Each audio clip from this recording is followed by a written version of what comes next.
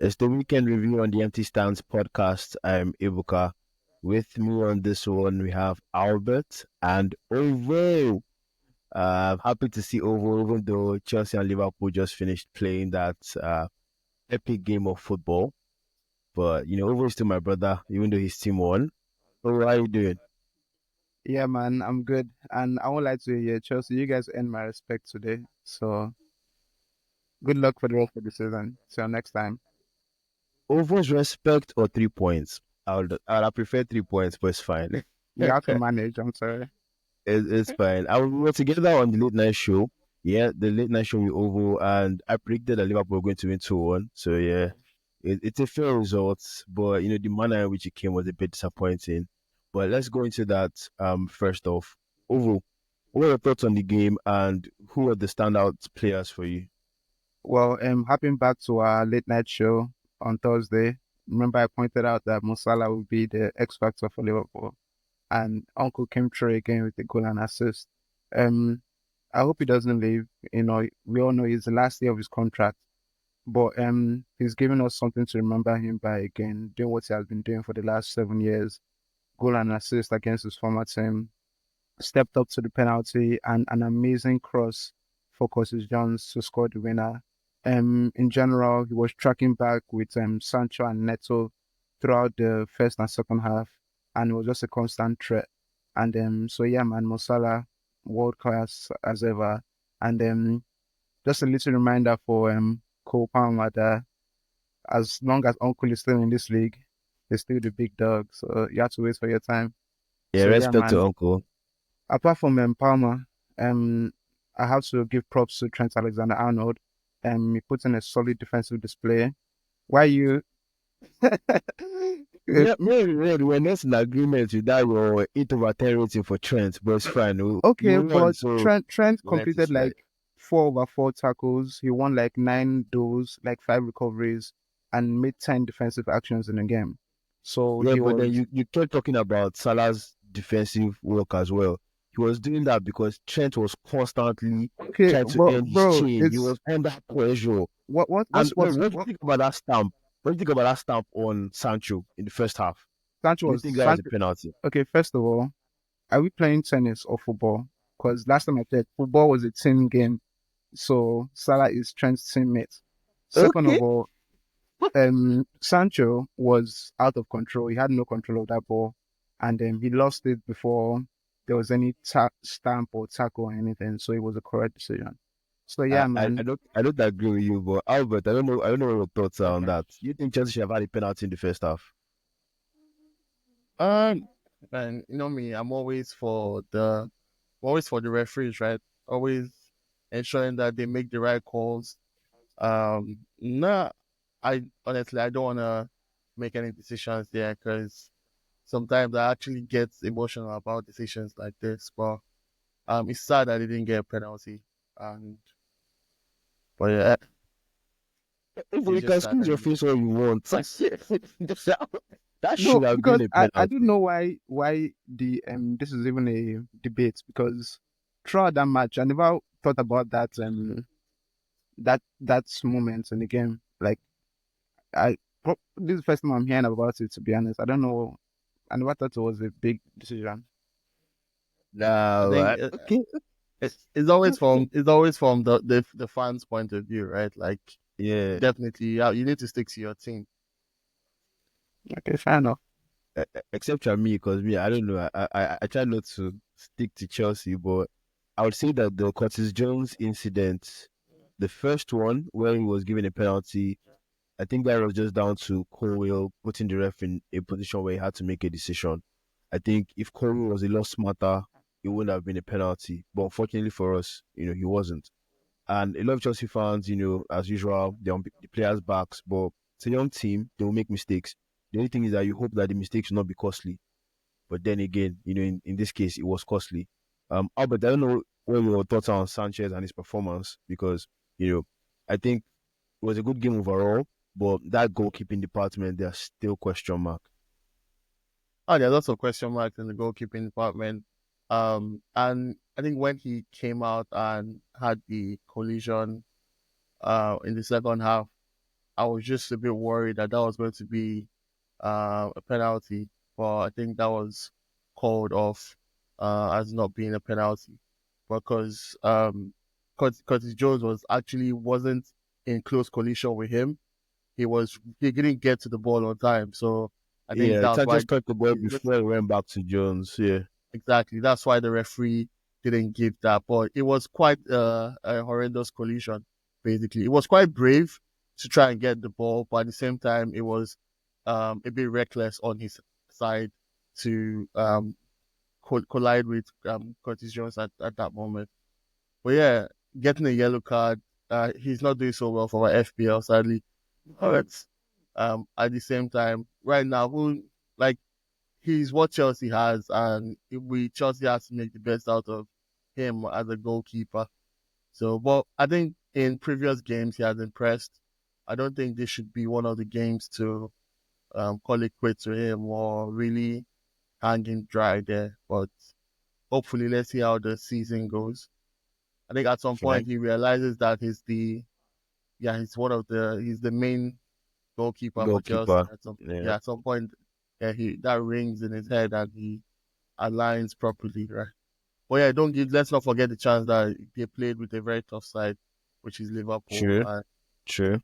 Well, he could have been better though, but that's fine. Speaking about goalkeepers, Ovo Kelleher came in. We expected him to, have a good performance because every time he has had the opportunity at Liverpool, he has stepped up. He didn't have a lot to do, but when he was called upon, apart from the Jackson goal, he turned up. What are your thoughts on Kelleher? And do you think that he needs to, leave Liverpool to properly be, respected as a goalkeeper? Well, so that question, I think he had a bid by Nottingham Forest this summer, but it was rejected obviously, and he stayed in Liverpool. But he kept on like explaining, and even in a recent press conference, he came out and said that he wants to be the number one.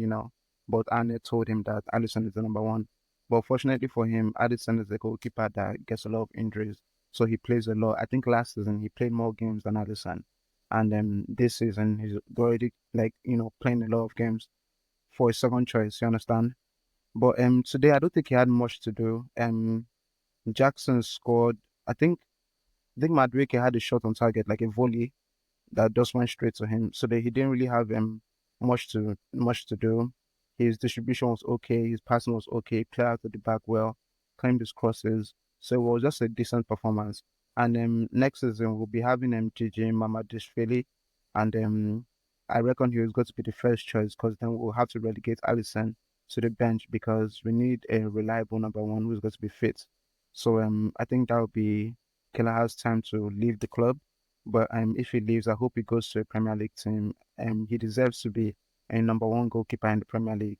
Um, Goalkeepers are going to be very rare in the coming years. I know Bayern Munich are looking for a goalkeeper. Chelsea might need a goalkeeper. So if you guys can give us some of that money you guys keep splashing about, then I wouldn't mind. It's weird how Chelsea have spent so much, and we might still need to get, another goalkeeper. Crazy stuff.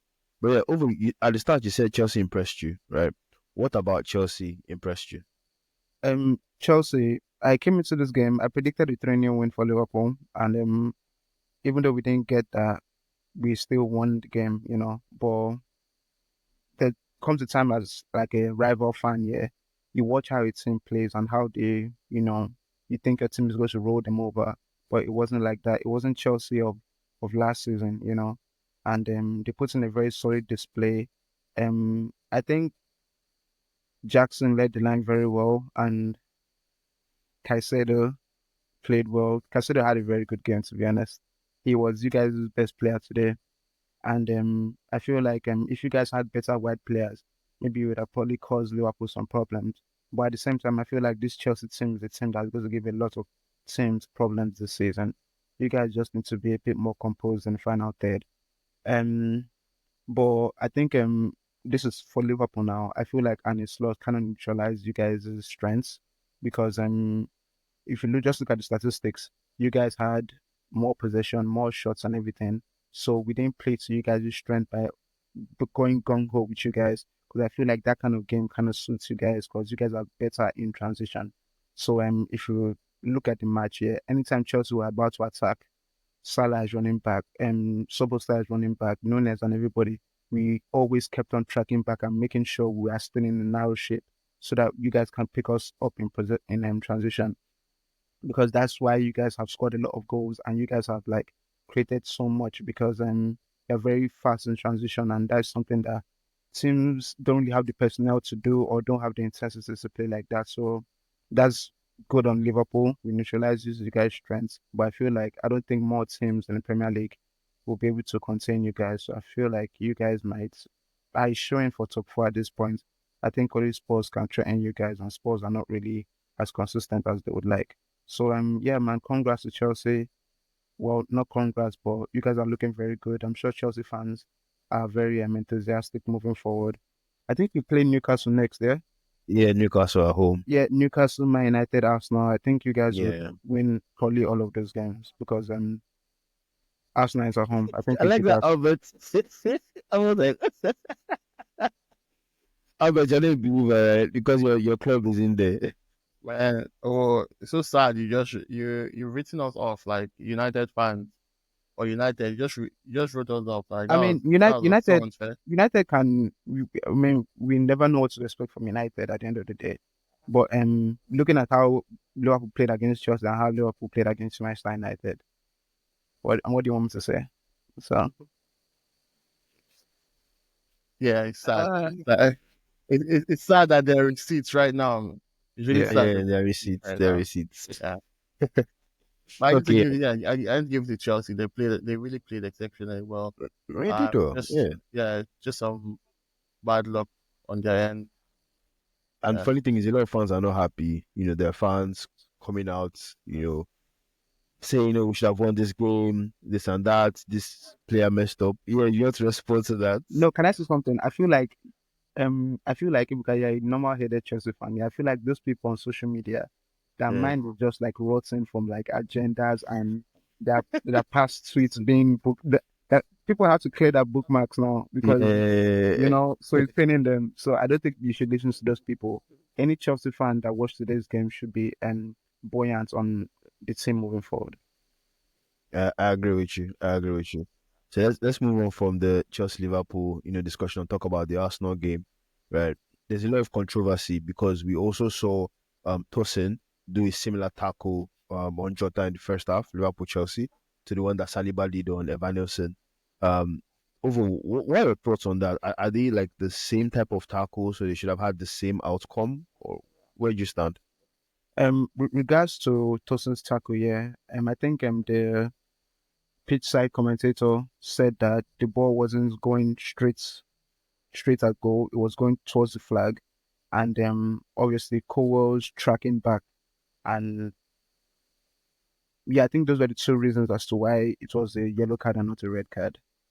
So in my opinion, it was a red card, but if you can give a reason like that, I can understand that. Okay, but I feel it was a red card, but at the same time, I don't really want them to ruin a game of football like that. I don't want Chelsea fans to be like, "Oh, we had a red card, that's why we lost." So but going back to Saliba's challenge, I feel like that was 100% a red card. Arsenal fans, Arsenal fans have never lost a game without a referee decision, so they always got to complain. But I think that was a red card. Yeah, they believe that if everything is fair, they can never lose a game. Yeah, It's very exactly. annoying. It's very annoying, and it's jarring. But I think Saliba deserved a red card the other day. And if you can see the body language of him, yeah, he was even like when he got a yellow card, you could feel like the relief in his body. But then when they, called for VAR, Rob Jones and everything, and gave him a red card, there was no protest or anything, just walked straight down the tunnel. And I feel like it was deserved. But I think the frustrating thing would just be consistency. You can't be having yellow card in one game and red card in another game, because Arsenal fans will not be able to be like, oh, you see, there's an agenda against us, there's an agenda against us.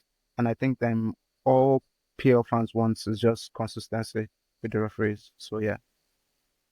Yeah, I agree with you. Albert, I don't know if you feel the same way about both challenges, and especially the comments from the Arsenal fans that there's an agenda against them.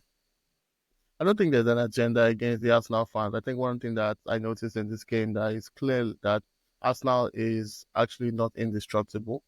They have their own weaknesses, and sadly, they were away without their two of their key players, which is Odegaard and Saka. So I believe there was a bit of lack. There was a lack of creativity on the front line. So now having the likes of Trossard and Sterling, that's the synergy hasn't been built between them, and also having Kai Havertz. I know we've said a lot about Havertz in the last episode of how he's been doing extremely well. So but I think there was a bit of lack of creativity in the front three. The red card wasn't one to even help the situation. But yes, sadly, but I think Arsenal fans need to come to the realization that this season is going to be tough for them. They need to be open to losses from mid-table teams, bottom table teams, the top teams also. And yeah, they're not going to get this trophy easily. So yeah, that's one thing they Yeah, should but realize. are they still your pick to win the league, Albert? Um, honestly, yeah, like I said, I think I couldn't mince my words and change my words, right? I believe they deserve it. They deserve it. They've come close to it in the last two seasons. They really came close to it.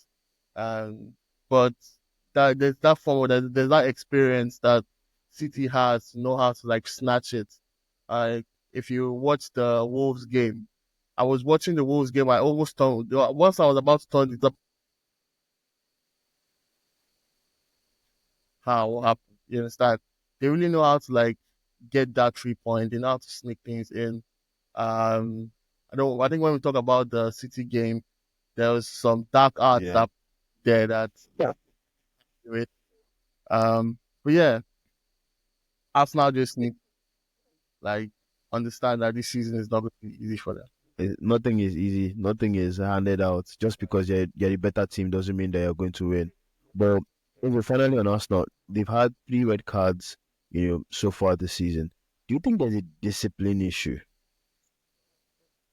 Um, I think we all heard the news after like the Manchester City game that Premier League officials have you know spoke to like referees and everything about Arsenal's dark arts, quote unquote. And so obviously teams were hip to it that these guys they don't really play football cleanly, and then maybe because it's Arsenal they were just able to get away with some stuff. Um, the Rice red card, I thought it was harsh at the moment. I won't lie to you, but when you saw that, okay, this rule was also used in other games. I've seen Trent get red carded for this. I think a player got red carded for this today. I think it was McAllister or Van Dijk. One of them got yellow carded for it. Sorry. Um, for kicking the ball away. Yeah, But someone's like got a yellow card for that too. yeah, so that was consistent, and obviously Trossard again. So in general, I've not seen any match where it was the red card was egregious. Like they haven't like rescinded any of the suspensions. So obviously they deserved it at the end of the day. But I prefer to like focus on the football, yeah. And I feel like okay, I agree that Arsenal didn't have that two best players, but at the same time, the way like majority of Arsenal fans think, they feel like they're just going to like bliss the league and nobody is as good as them. And I feel like that's very disrespectful to like the teams in the Premier League, because when Liverpool had that run of fixtures, it was like, oh, you've played all easy teams, like you haven't played any big boys and everything. And when they played the quote unquote easy team, they lost. So I just feel like Haaland said, they need to be humble, and try and like go back to the basics. And Yeah, because the way they're playing right now, they're not playing the same way they did in 2022, 2023. They're a bit more yeah, sure. pragmatic. They're a bit more Mm-hmm. pragmatic, and I feel like that's kind of like worked against them, because the best chance they had against them, Bournemouth, it came from a Kepa mistake. It didn't come from Arsenal actually like going for the win. So and without your like quote unquote star players, yeah, you're going to find it very difficult in Premier League. And the next game is against Shakhtar Donetsk. They can't afford to rest players now because I don't think they won that first Champions League game against Atalanta. So they had to like try and get 3 points there. And next game will be against my team Liverpool at the Emirates Stadium. And that's going to be a big game for them because if they don't come out of that match with 3 points, if they lose, they'll be 7 points behind Liverpool and 6 points behind Man City. If Man City win, then they'll be going to Newcastle and Chelsea. So this defeat was very damning for Arsenal, and they really need Saka back and Odegaard back as soon as possible. But without Saliba against Liverpool, it's going to be very, very tough. So let's just see what happens. Yeah, the good thing is that the premature talk of invincibility is out of the way now. Because Mhm. the fans are talking about, oh, if we get past Liverpool, they're actually looking at the Liverpool game. I'm not even the Bournemouth game. They're like, if we get past Liverpool without losing, we might go invincible and stuff like that. But all of that is just out of the way now, Can I and that's can a I say good one. something? Yeah. Do you think Arsenal have been like very good this season? Not. It I think depends on Aston what you Villa should mean by have beat good. them. I think Aston Villa should have beat them. Um, and Tottenham. I won't say Tottenham should have beat them, but maybe that game should have been a draw. And they almost capitulated against Leicester. I don't think they have been as good as they think. Yeah, their fans think of them in a different light, but I think what makes champions is being able to grind out results. Like Hmm. Albert mentioned it about Man City. And Arsenal have been doing that. You don't have to be at your best to always win. Even Liverpool this season, I said that in the game against Wolves, right? You were not obviously the best team, and it was Uh, not obviously your best performance, but you just grind out the result, get the win, get the 3 points, and go. Today, people could have said, oh, Chelsea played better or whatever, but at the end of the day, who got the 3 points? Liverpool. That's how it's supposed to be. That's what makes champions. And I think that's what Arteta kind of got, focused on. Like, let me get the win. I don't care how I get the win. I don't care what people say that I'm playing 4 center backs and 3 DMs. That's their business. Let me get my win, you know. But it doesn't work like that. Leicester all the time. So, I guess Arsenal have been good, but not as good as they can be. We've seen them play a lot better, over the years. So yeah. it's very premature, yeah. But if Arsenal don't win the league, what do you think? Do you think they'll be pressure on Arteta? I think if they don't win a trophy this season, I don't want to say win the league. They don't win Okay, a let me say, if trophy. Liverpool win the league, if an Slot laps Arteta, Mm. would do you think they'll be pressure on him? Well, yeah, if Slot does it, then I think everybody takes an L, right? Because this guy Yeah. came from the Dutch league and he just did it in his first season, so everybody takes an L. But I think for Like Arteta, every if they don't single win a person. trophy, exactly. But if Arsenal don't win a trophy, then the board needs to ask very serious questions because they've invested, they've given him all the support. He fell out with players like Aubameyang and the rest, and they supported him, they backed him. It looks like those were the right decisions anyway. But if he doesn't win something this year, or I think maybe what can save him is a late run in the Champions League, maybe a semi-final or something. If not, I think they need to ask me a very serious question like, bro, should you really be here or should you be, somewhere in Spain chilling? Because you're just not But the it. thing is that there's I not don't know. many like Albert, what do you I think? believe there are Do you coaches think out there, Ateta but is like a make you or break wouldn't season like for want him? to He has to gamble and win be like, something who is at better the end than of the season. Arteta? Honestly, that is definitely a make or break Oh, season for him. But like maybe the league might be a quite a large stretch for him, or a very heavy hurdle to jump over. I believe at least that FA Cup or a Carling Cup should be in his sight right now. Just if Ten Hag has done 2 trophies in 2 seasons, Ateta doesn't have an excuse to not at least try to get one trophy. Well, yeah, we're not saying get the Premier League. Hopefully, he does that, or at least get one trophy this season. Well, let's see how it goes for for Arsenal. Now let's talk about City. You talked about how they got that result against Wolves. What are your thoughts on that performance? It seems like a result of champions. Yeah, like I said, it's one of those ways that City actually plays ball, right? They try and they grind out the goals no matter what. So they are focused on getting the 3 points despite how they play. I loved how Wolves actually played. They were on the front foot. They didn't get all the right shots or they didn't get all the shots, but they were really compact in the way they had their formation. And they actually came in first. They scored with Larsen's first goal. But you know how City is. Even like City will always have players contributing despite the position that they play in. Like if Haaland is not contributing, you find out that the midfielders will contribute. You might see the likes of I think when he was fit, like Rodri will contribute. Um all the midfielders will contribute. But now, like in this game that they won, we saw the likes of Vadio scoring the goals, and we saw the likes of Stone scoring at the last minute.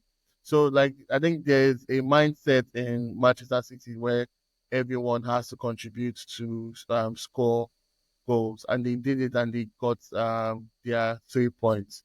Well, yeah, I think one of the things that I didn't like about the game was the last goal, which was John Stone's goal. There was a bit of obstruction from Bernardo Silva Yeah, but it on wasn't so clear though. Like the on Joe's obstruction is side. not obvious. Okay, it was the initial obstruction, right? It was right Yes. behind him, and once the cross came in, he just there was. It's so hard to spot. Like you need to like watch Remember that all Bernardo over Silva is it. very short at the end of the day. He's also very short. So, No, and do but have really at the same obstruct. time, I I don't Yeah. feel know. like Albert is right. He was fighting, was tussling with Sa when the cross came in. So Sa pushed him off, and when Sa was pushing him off, Stones was heading the ball. He wasn't in his eyesight, but his influence made Sa not react to Stones' header as fast as he could. And when they were checking it in the VAR, they didn't show the obstructions from Silva. So I didn't think that was fair neither. I won't lie to you.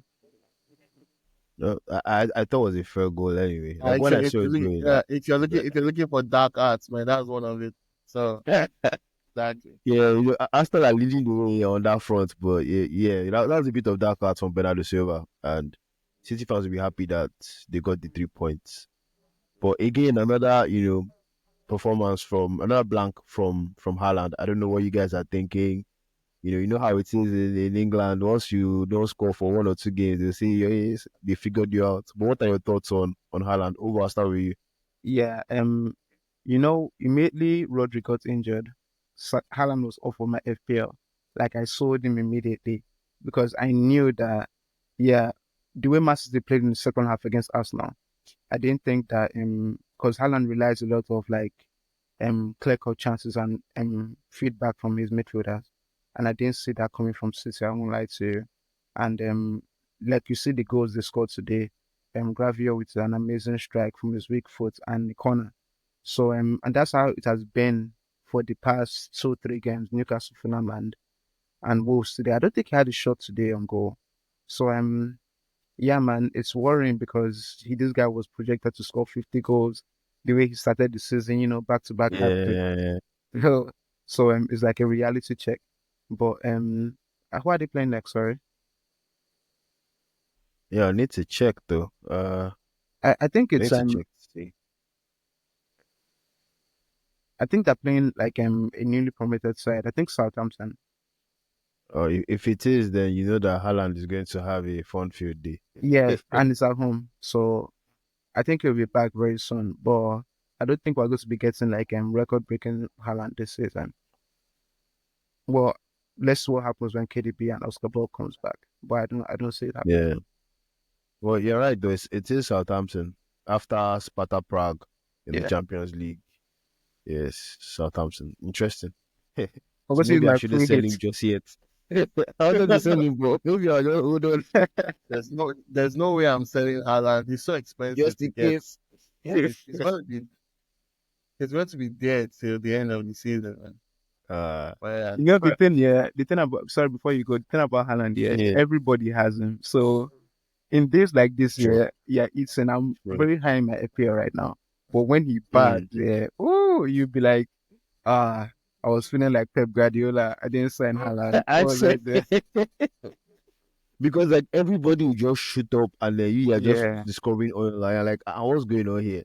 That happened Like to me in it's his first crazy. hat trick against Ipswich. I don't know why I didn't captain him again. Oh, But yeah, man, you know when you just open FPL and that's the only time you open it this week, you just see those red arrows pointing down. I yeah. didn't open it until next game week. I didn't like seeing No, that shit. I'm never opening my own this game week till like maybe Friday because I know it was a disappointing game. I forgot to send my team, but yeah, these things happen. No, but We'll everybody be was fine. bad, so I don't think.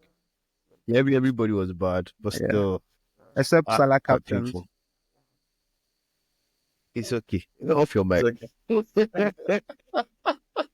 But Albert, let's talk about your team. Let's talk about United, right? thank, You thank you. managed to come back and get that victory Whoa, against whoa, whoa, Brentford. whoa, whoa. You said we managed. What are we talking about here? Okay, sorry. Boy, you shall won. Okay, walk us through that victory, Albert. Just walk us straight. Yeah, the victory was one that I think the first half wasn't our best half. The first half wasn't our best half. We're knocking on the door of Brentford's post, right? On their in their goal post. Like we had 11 shots and 6 were like off target. But we went like really clinical and clear with our shots, with Garnacho missing some opportunities to take us ahead in the game, and Hoyland not connecting well with the ball. But yeah, the first half wasn't it at all. And but one thing that I know we had in that game was good defensive cover from Martinez, and I'm also very impressed with the way Johnny Evans also played. I think sadly when we had the lead come off the game, that was when Pinnock scored, and it was just very sad. I think that was very poor communication from Manchester United medical team.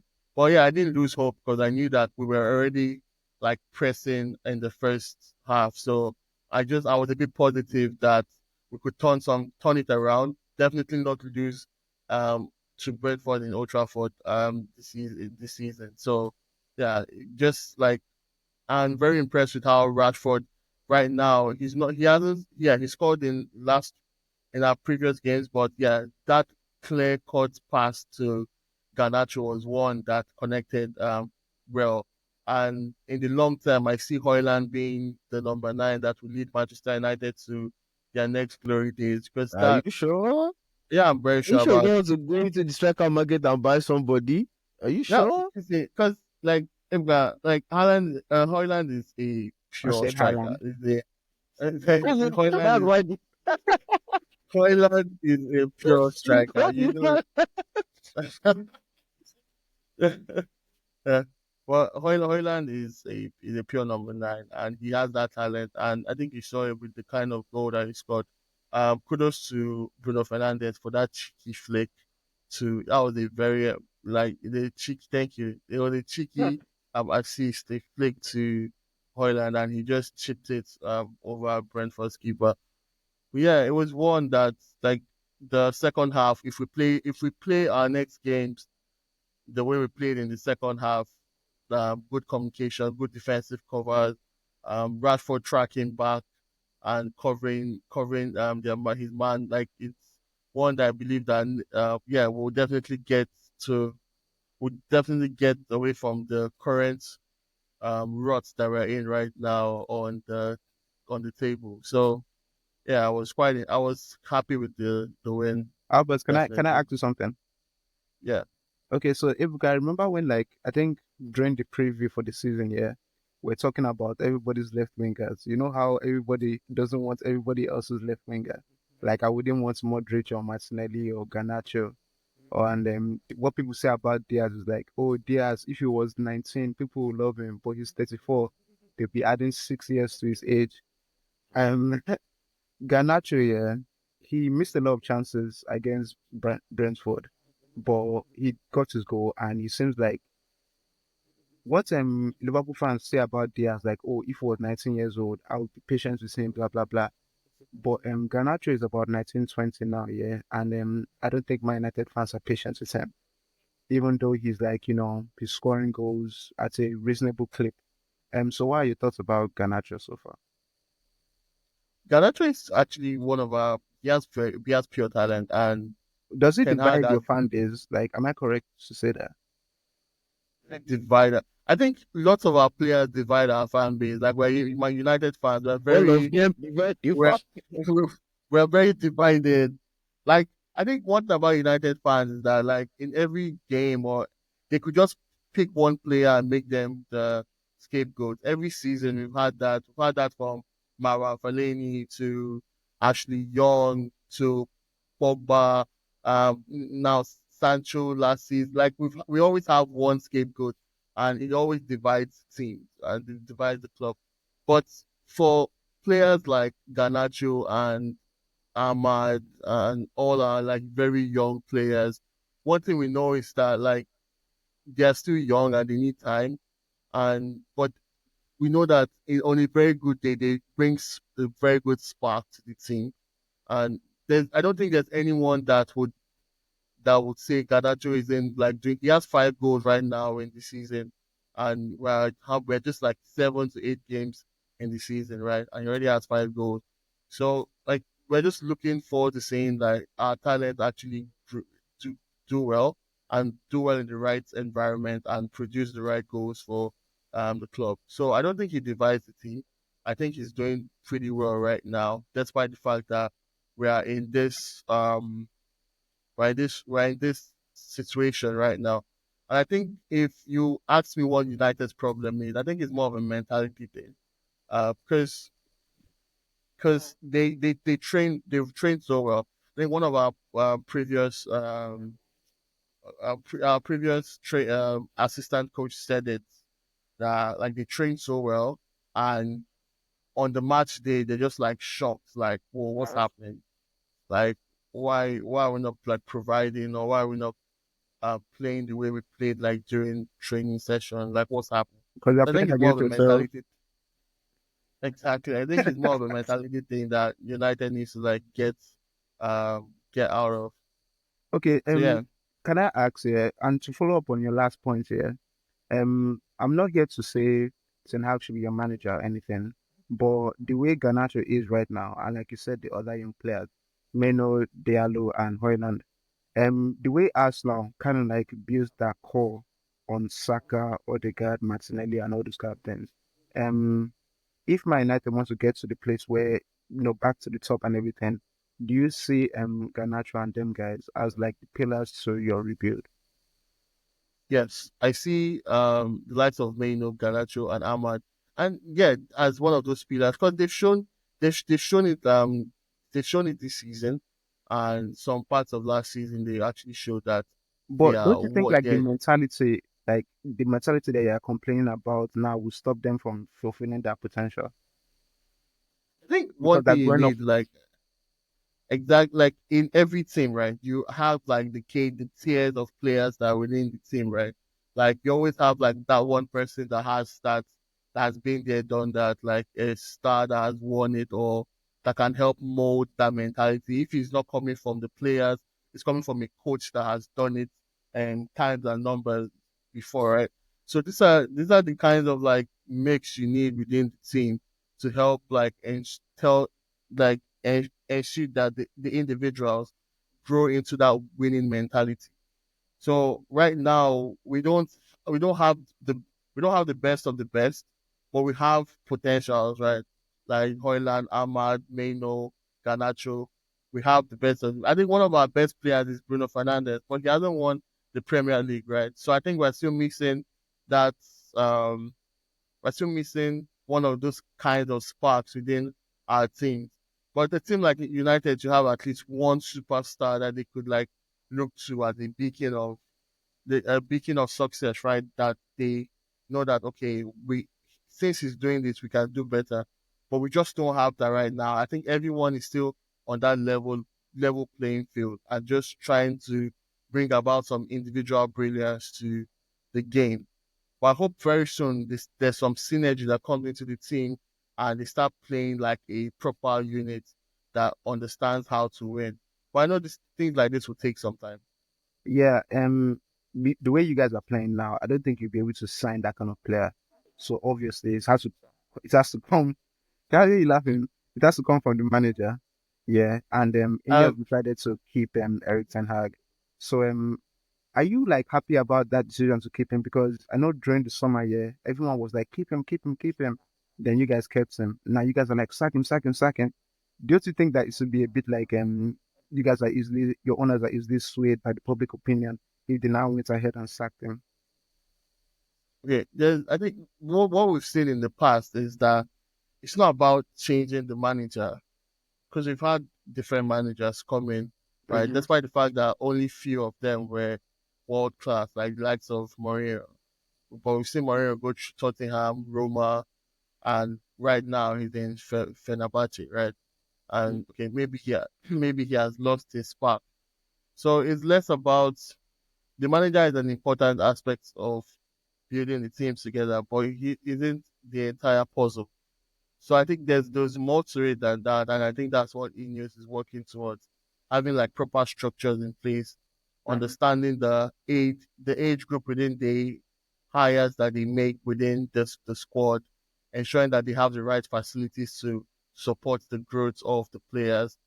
These are different factors that like we people tend to forget when building an entire team.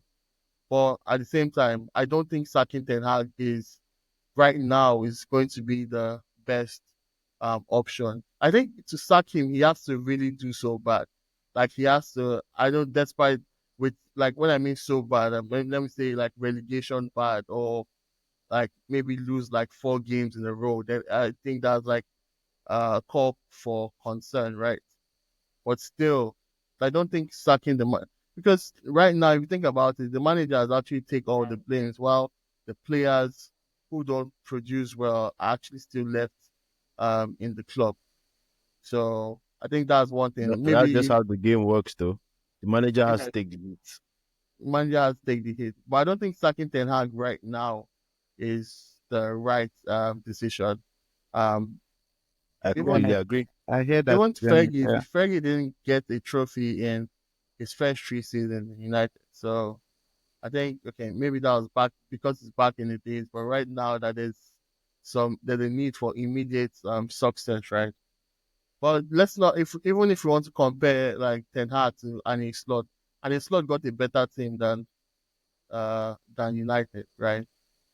I think every one of us here would Fair, fair. yeah That's a fair would point.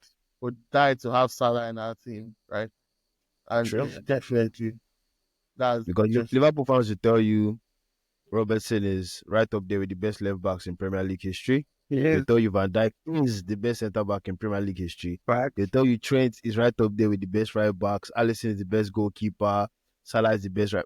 So if you walk into that kind of squad, of course, yeah, you yeah, should be exactly. doing in a lot better than your peers. By Liverpool fans' logic, actually, not like I agree with all those things, but by their logic, I agree with you, Albert. Also having a back line like Liverpool that understands themselves with just having Trent, Robertson, and Van Dijk who have won the Premier League and the Champions League together. I'm not even talking about Konate right now because Yeah, he's an addition right now. So yeah, I yeah, mentioned that to Ugo. Liverpool have a winning core, and Slot has inherited that, which is a good thing.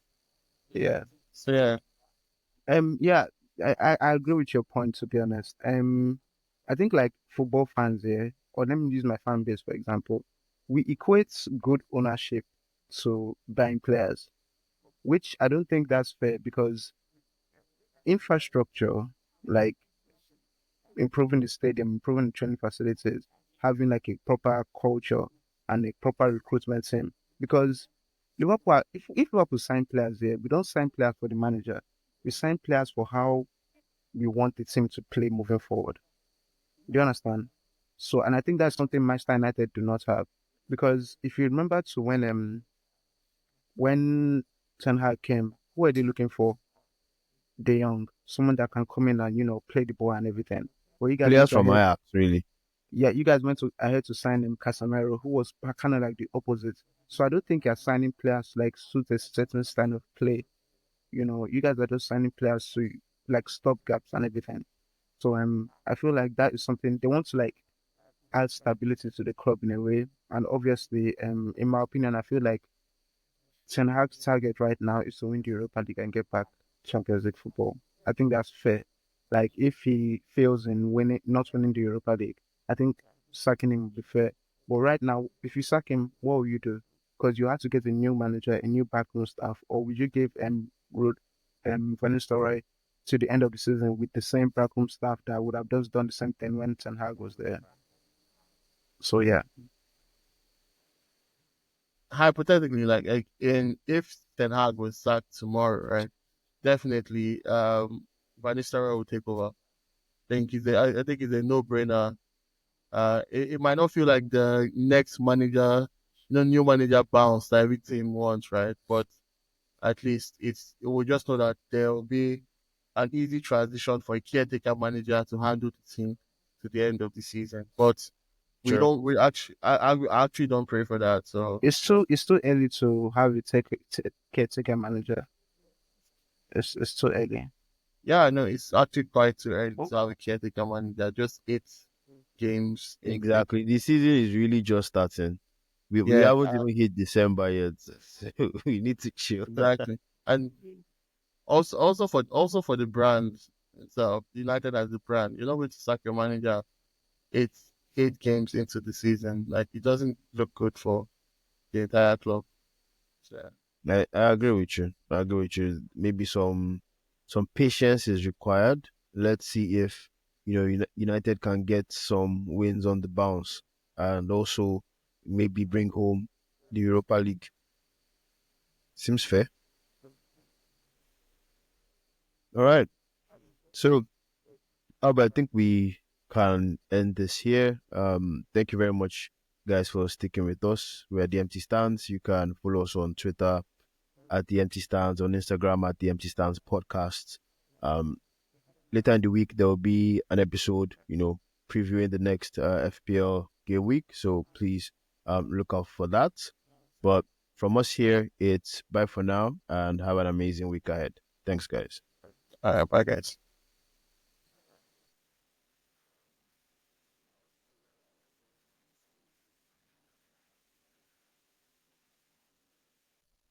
sorry, I think my network was cracking a lot. Yeah, I hope it wasn't so bad.